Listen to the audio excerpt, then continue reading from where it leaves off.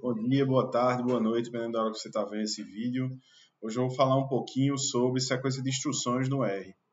Então, a gente sabe já, né, de aulas anteriores que o algoritmo que a gente usa para passar instruções para a linguagem de programação como R é uma sequência de instruções que a máquina tem que fazer alguma coisa.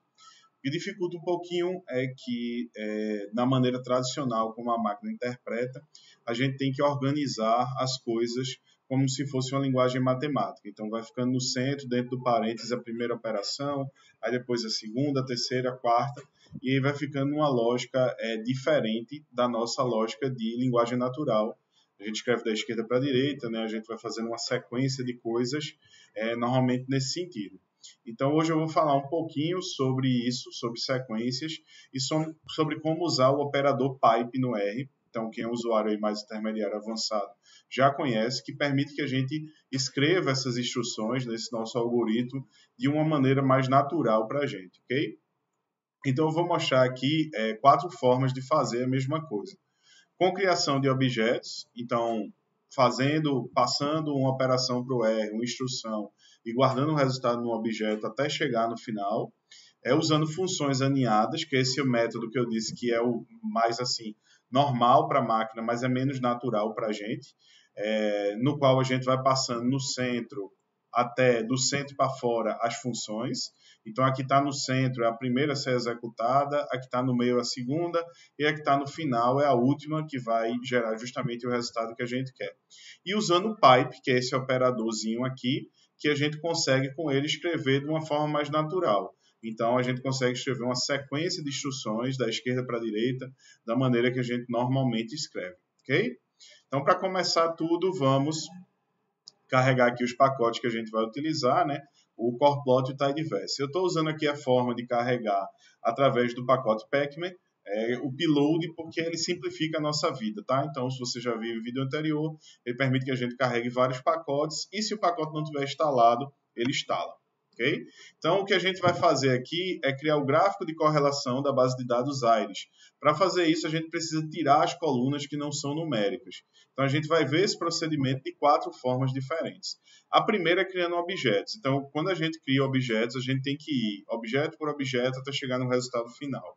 Então, aqui, na primeira linha, o que é que eu fiz?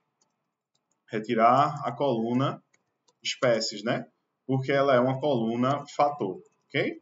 Então, na primeira linha, eu retirei utilizando aqui a sintaxe de index com o colchete. Então, quero todas as linhas, o que está antes da vírgula, e quero tirar menos, né? A coluna 5, que é a coluna de espécies. E vou atribuir isso a uma base de dados chamada iris2, ok?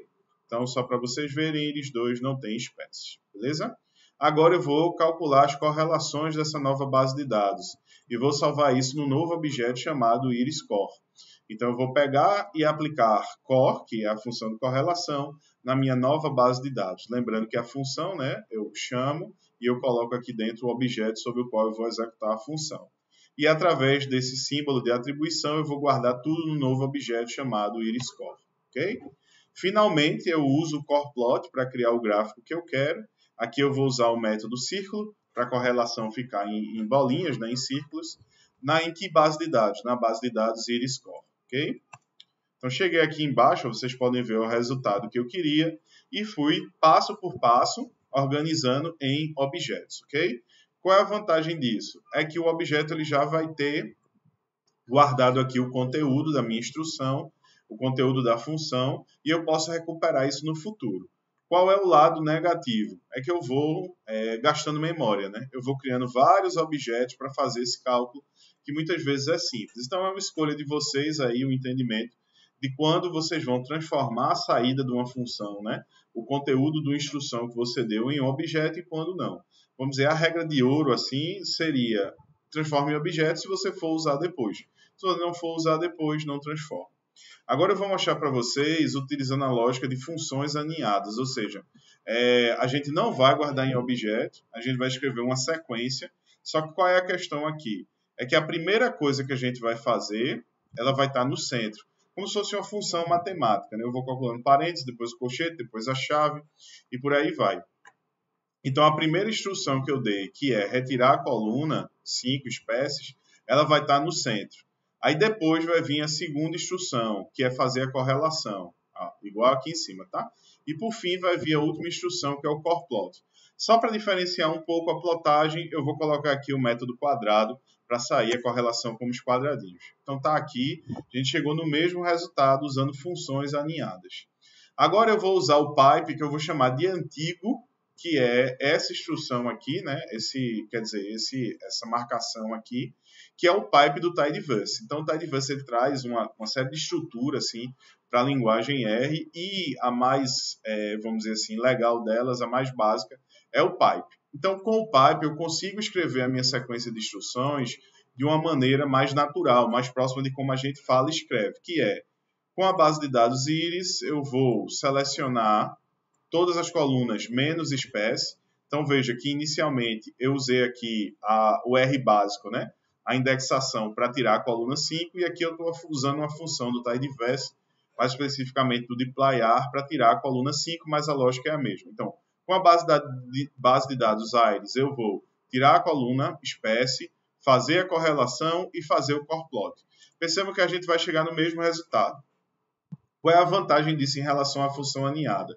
É o seu código ficar mais claro. Então, imagine que você quisesse fazer um algoritmo que tem uma sequência grande de instruções. Dessa forma, usando o pipe, o seu código fica mais legível, porque ele está na sequência de instruções, na sequência de ações. Perceba que a sequência aqui ela é invertida. Então, a ação que está ao final é justamente a última ação que gera o resultado. A ação inicial, que é remover a coluna espécie, ela está no centro da função. Se o seu código tem muitas instruções, você vai ficar com o código com dificuldade de ser lido e interpretado por outra pessoa, até por você mesmo, para pegar isso depois. Então, o pipe ele ajuda muito a gente nisso. Só para mudar um pouquinho o plot, para vocês verem que a gente está fazendo uma coisa diferente, eu coloquei aqui o método elipse.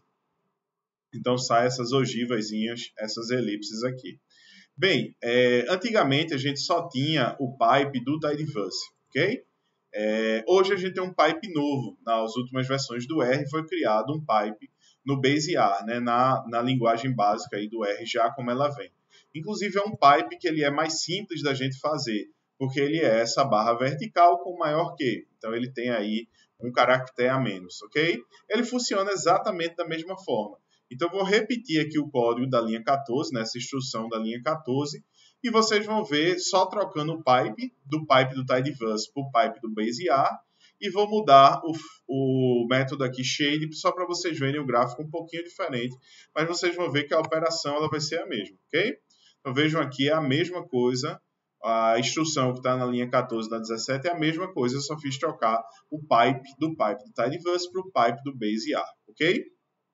Então, gente, aí a gente tem 4 formas de fazer a mesma coisa, criando objetos, que aí, novamente, só vale a pena se você for reusar esse objeto no futuro. Aqui a gente tem com funções aninhadas e aqui a gente tem com a sequência usando o operador pipe, que aí facilita a gente, deixa mais próximo de como é a nossa linguagem natural. Outra coisa muito legal do R, utilizando o RStudio, é que você pode dar Ctrl+Shift+M e ele já cria o pipe para você. Então, ter esse shortcut, esse atalho que ajuda muito quando a gente está codificando, quando a gente está escrevendo código, ok? Então, vou colocar aqui comentado, Ctrl+Shift+M, faz com que ele gera para a gente um pipe, ok? Então, é uma forma simplificada de você fazer esse tipo de instrução. É isso, gente. Espero que vocês tenham gostado. Qualquer dúvida, qualquer comentário, deixa aí no YouTube, ou se você estiver fazendo o curso presencial com a gente, no programa de pós-graduação em Ciência Política, no mestrado profissional em Políticas Públicas, ou no Cefosp, por exemplo, que é onde a gente normalmente dá aula, na Fafiri também, você tem a opção de deixar a sua dúvida no Classroom. Até mais!